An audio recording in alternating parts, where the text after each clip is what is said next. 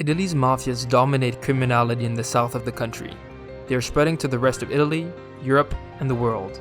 How do they operate, and can they be stopped?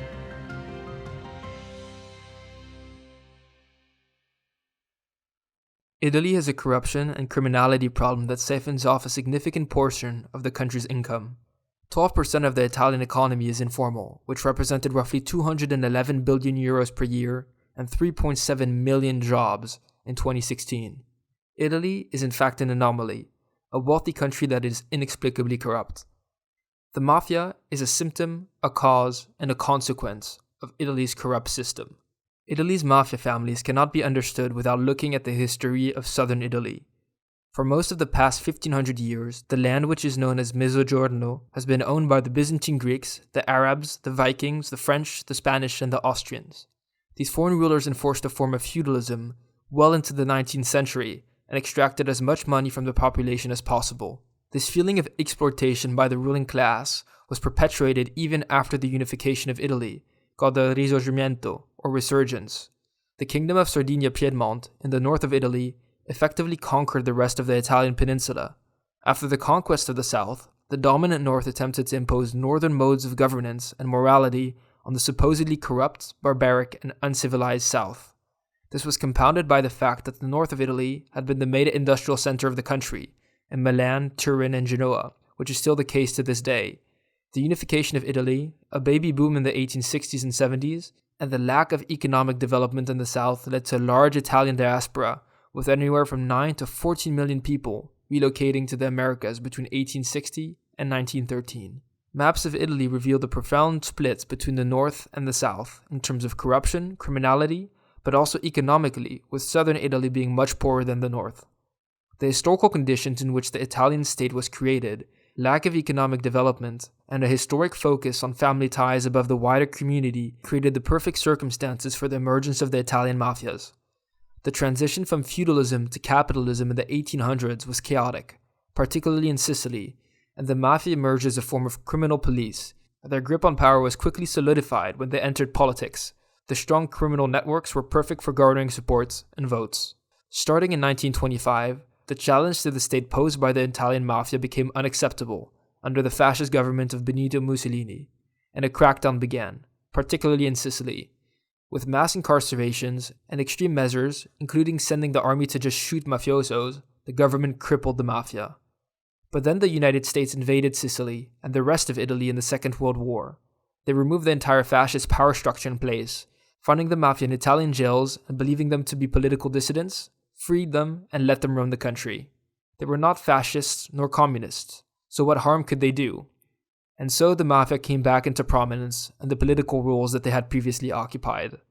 The Italian mafia can be divided into 4 groups: the Sicilian mafia, of which the Cosa Nostra makes up the most famous element, the 'Ndrangheta, which are based in Calabria, the Neapolitan Camorra, and the Sacra Corona Unita, which share some similar characteristics.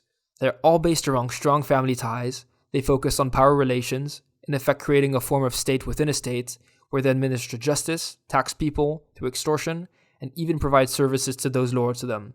They all have the idea of respect. The Cosa Nostra means men of honor, though it is often respect through fear.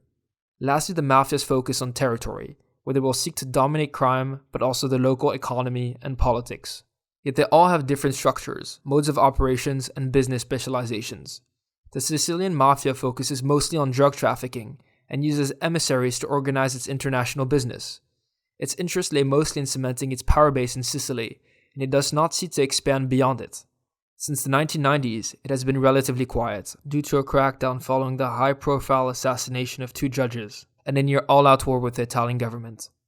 The Neapolitan Camorra is the most violent group, due to their fragmentation. There is no one head of the crime family. They have high-profile lifestyles, which makes their arrest more likely, and undermine their organization, though it is attractive to the youth. Sacra Corona Unita focuses more on smuggling, especially cigarettes, as well as weapons and human trafficking.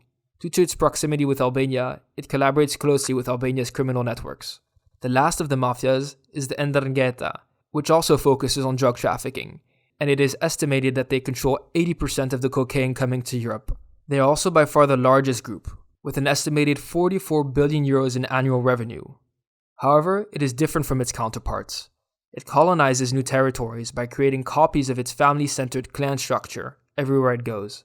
This, combined with its money laundering, means that it has significant presence in the formal economy.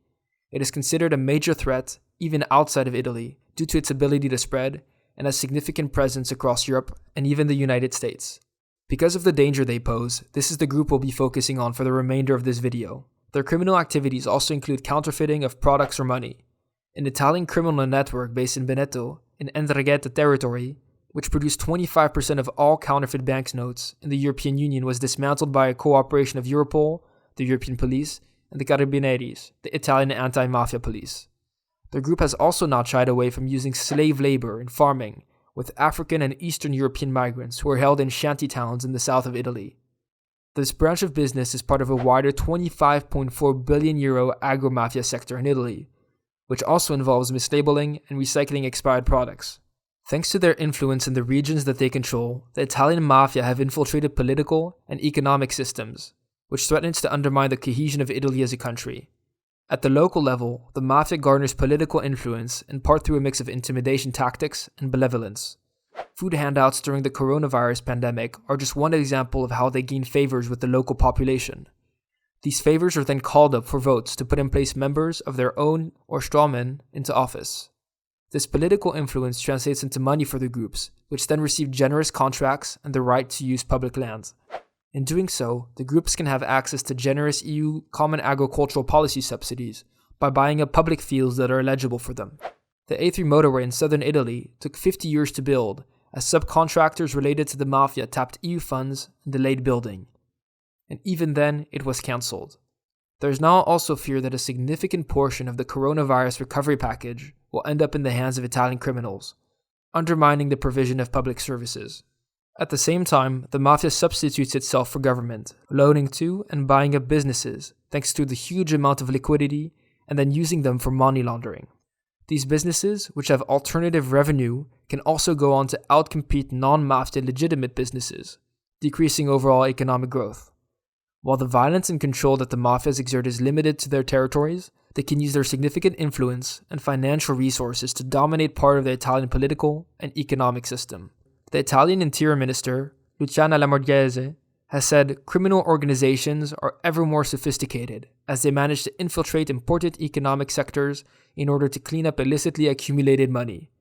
The mafia continues to weigh heavily on our institutions and economic system. Yet as the cash reserves of the mafia groups grow, they're increasingly looking to infiltrate and invest in the north of the country, threatening to worsen the corruption situation there. Sergio Nazzaro, the Italian spokesperson of the president of the Anti-Mafia Parliamentary Commission, has said that right now, they are the only actors with enough liquidity to buy nearly everything, and they are ready to pay full prices as they have to clean up their money and money laundering schemes as much as possible. Yet the Italian government is attempting to take action on this. It passed a Mafia Association Law in 2016, threatening people collaborating with the mafia with 15 years in prison. This law in effect targets the white-collar workers that don't directly commit criminal offenses for the mafia, but manage its money and its legitimate businesses to prevent mafia clans from taking root in a new territory, particularly the 'Ndrangheta. Anna Sergi, a Calabrian-born criminologist at the University of Essex, described the new legitimate businesses of the mafia saying, "A number of the younger generation have degrees from the London School of Economics or even Harvard. Some have MBAs. They live outside of Calabria and appear like respectable businessmen, not directly involved in the street-level illegality, but there to offer technical expertise when it is needed." A 2019 anti-bribe law attempts to stop the infiltration of the political and economic system by the mafia and prevent people sentenced for more than 2 years for bribery from holding elected office again, though it also ended up involving politicians from the ruling Five Star Movement Party. The Italian government regularly disbands local elected councils that have been infiltrated by the mafia in order to break up the influence of the groups, but the 'Ndrangheta have proven particularly hard to infiltrate and break apart. Their family-centered structure makes it hard to extract confessions from members that will lead to the dismantlement of the rest of the group. While Italy has made progress on corruption metrics over the past decade, the budget of its own police force, and those of Europol, the European police force, with which it is collaborating on European operations, are dwarfed by those of the mafia organizations that they are trying to dismantle. Italy's mafia problem has been nearly 150 years in the making, and the criminal organizations reach far beyond its borders and deep within its territories. getting out of the grip promises to be a long and arduous slog. At the same time, the influence of the group has spread to the rest of the continent and the rest of the world. The 'Ndrangheta are the only mafia present on all continents. The mafia is present in French tourism in the south of the country, real estate in Spain, and the German flower trade, using these operations as fronts for money laundering and the sale of cocaine imported through the Netherlands. Despite European-wide sting operations that regularly put criminals behind bars, European efforts to tackle the truly international crime syndicates are insufficient, particularly on the collaboration side. Nicola Gatteri, an Italian prosecutor famous for targeting mafias who has lived under police protection for the past 30 years, has said, "Europe has underestimated the 'Ndrangheta for too long. The European Union is not ready at the normative level. It has not mastered the very concept of security against organized crime, nor the culture of control of the territory. I, who am a convinced Europeanist, that saddens me. We need to share the same codes, be more united. Otherwise, we will not be able to thwart the threat of the mafia invasion." This was Intereurope. Thanks for watching. If you like this video, make sure you like, comment, and subscribe for the latest updates and analysis on European news.